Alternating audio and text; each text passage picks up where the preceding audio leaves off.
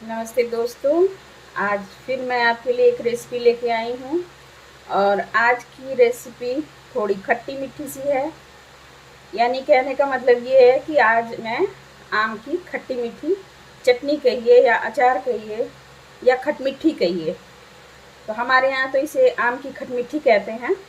तो आज मैं आपको इस आम से खटमिठी बना के दिखा रही हूँ।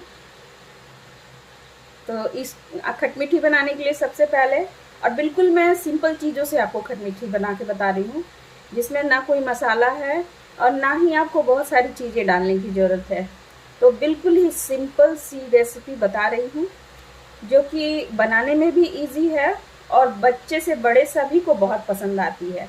तो ये कुछ आम हैं जिनको अब मैं छील के अच्छे तरह से साफ़ कर लेती हूँ और साफ़ करने के बाद इनको मतलब लंबे पीसेस में काटेंगे तो अच्छी मतलब देखने में भी अच्छी लगेंगी, और चाहे तो आप जैसे इच्छा हो वैसे काट लें, पर सबसे पहले इनको छील लेते हैं, उसके बाद इसको काटेंगे।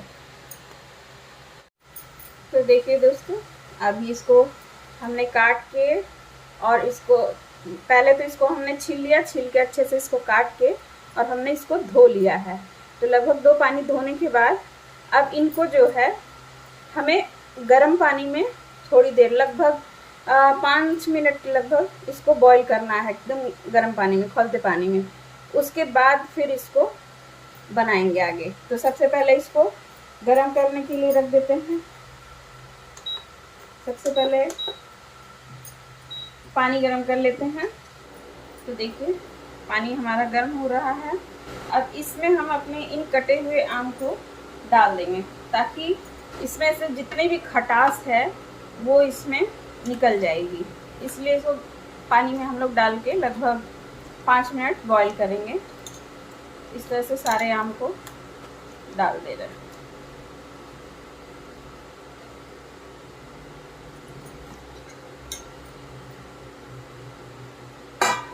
और इसमें एक उबाल आने तक इसको हमें छोड़ना है इसी तरह।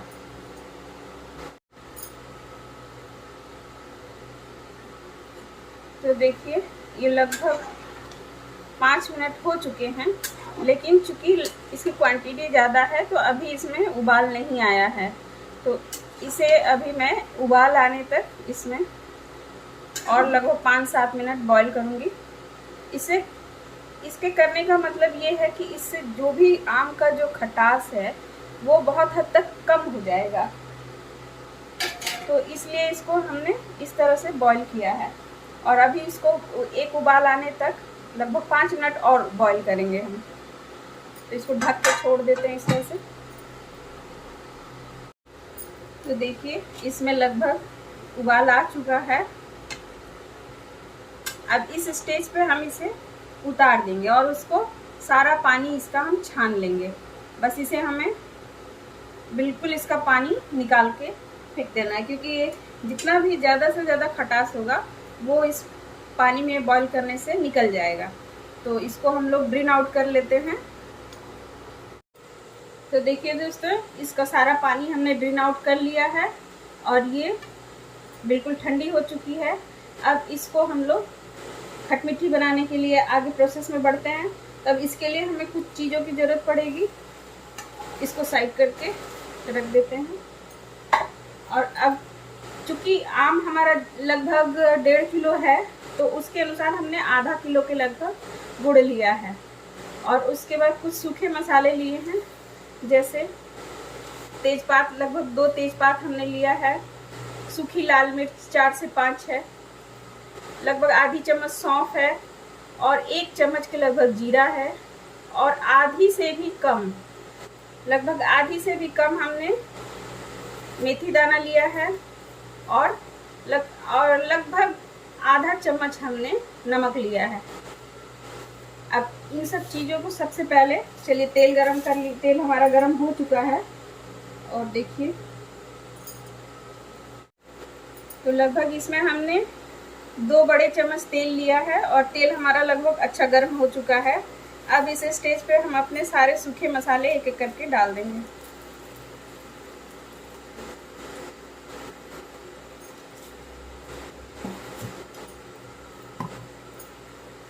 हमारा जीरा जाएगा, सौंफ जाएगा।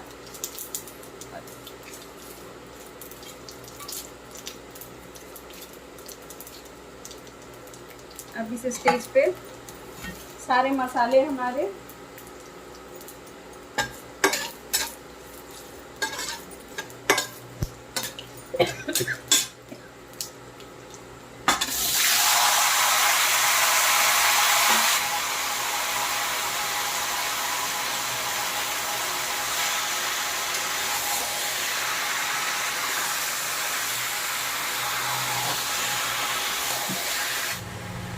तो देखिए लगभग 2 मिनट हमारा इसको भूनते हुए हो गया।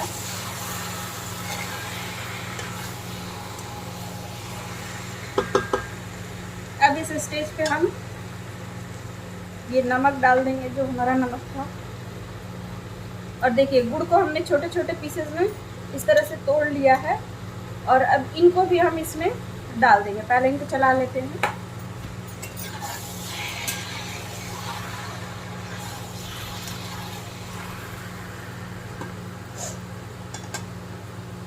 अब इनको इसमें डाल करके बस इसी तरह से छोड़ देंगे। गुड़ अपने आप पिघल जाएगा, और इसको अभी चलाना नहीं है, ज़्यादा चलाएंगे तो फिर ये टूट जाएंगे।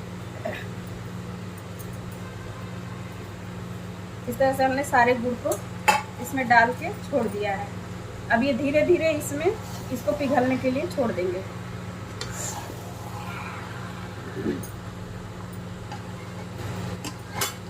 और आंच बिल्कुल स्लो कर देते हैं।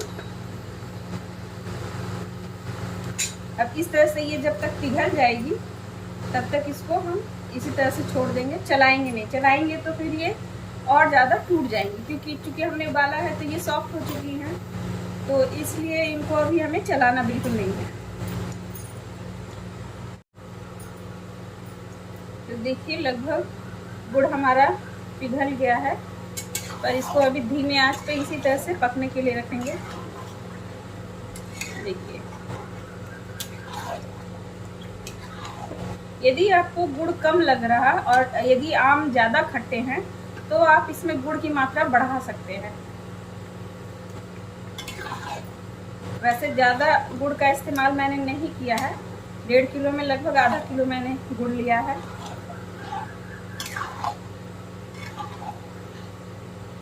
और यदि आपको आम ज़्यादा खट्टे हैं तो आप इसमें थोड़ी सी मात्रा गुड़ की बढ़ा दें, या गुड़ के जगह पे आप चीनी भी डाल सकते हैं।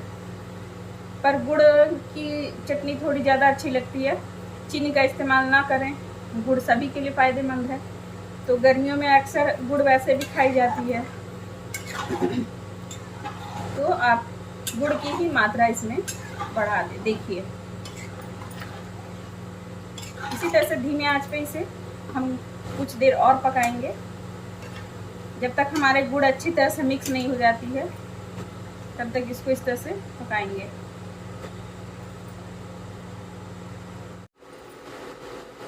तो देखिए दोस्तों लगभग ये हमारा गुड़ अच्छी तरह से मिक्स हो चुका है, और चटनी की कलर भी बहुत अच्छी आई है। देखिए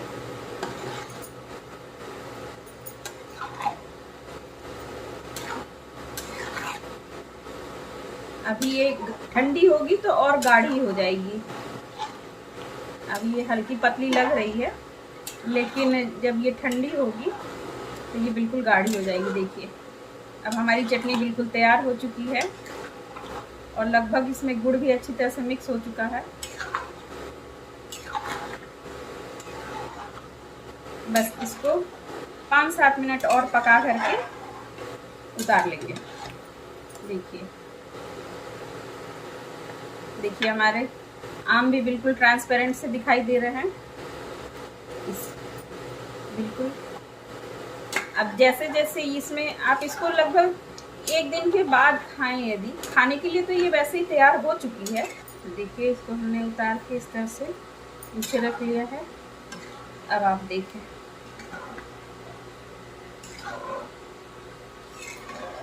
जब ये ठंडी हो जाएगी तो इसकी कलर जो है थोड़ी बदल जाएगी, ये और गाढ़ी हो जाएगी। देखिए अब ये हल्का पतला लग रहा है, लेकिन जब ये ठंडा होने के बाद में और गाढ़ी हो जाएगी। देखिए मैं इसको आपको निकाल के दिखा रही हूँ। तो देखिए दोस्तों, हमारी चटनी बिल्कुल रेडी है। अब आप इसे जैसे चाहे वैसे खा सकते हैं। देखिए, और यदि इसका और ज़्यादा स्वाद लेना है तो इसको लगभग 4-5 घंटे आप इसी तरह से छोड़ दें, तो इसमें गुड़ और आम जो है आपस में अच्छी तरह से मिक्स हो जाएंगे और ये और ज़्यादा जूसी हो जाएंगे। देखिए बिल्कुल ट्रांसपेरेंट सी दिख रही है, ये देखिए बिल्कुल हमारी चटनी जो है ट्रांसपेरेंट सी हो गई है। तो बस इसी तरह से आप इसको बनाएं और इन्जॉय करें। और यदि मेरी रेसिपी पसंद आई है तो प्लीज़ इसे लाइक और सब्सक्राइब करें। वीडियो देखने के लिए आपका बहुत बहुत धन्यवाद।